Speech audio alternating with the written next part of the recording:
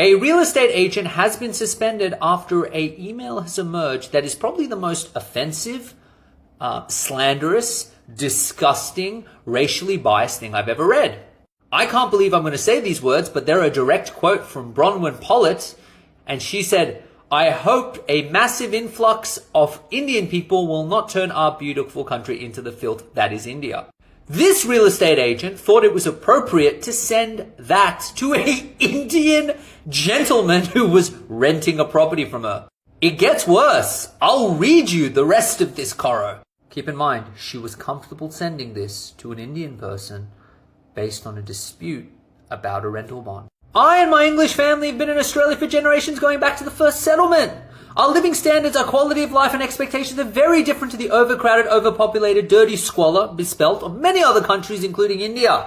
Therefore, it is impossible to have a discussion about what is clean and what I and most Australians have an expectation of what is clean, and you are talking from what you are used to. I and most Australians have an expectation of what is clean, and you are talking from what you are used to. There is no comparison. There cannot be any discussion, as you are not used to our cultural way of living.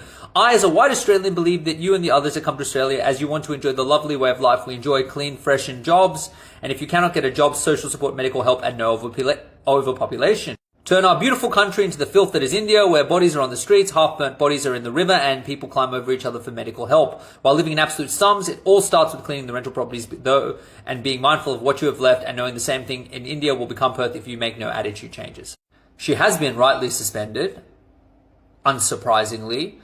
It's incredible that someone can hold those views, and even if you do hold despicable views like that, being dumb enough to put them in writing, it just baffles me. But, who knows? Maybe get a job for a certain political party with those viewpoints, maybe rise fairly high.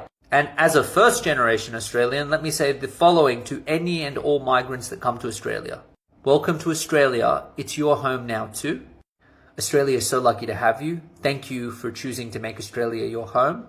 And if you work hard, Australia will give back to you and will provide for you in the way that it's provided for many generations before you. And we are very lucky that the First Nations people of this country allow us to share in the bounty of their land with them. And there are things that you're going to do differently, and that's okay. There is going to be things that we disagree about, and that's okay. But Australia is stronger for having you. And I'm really sorry you had that experience. And it's one person. It's not. It's definitely not most of us. Follow me for more legal TikTok.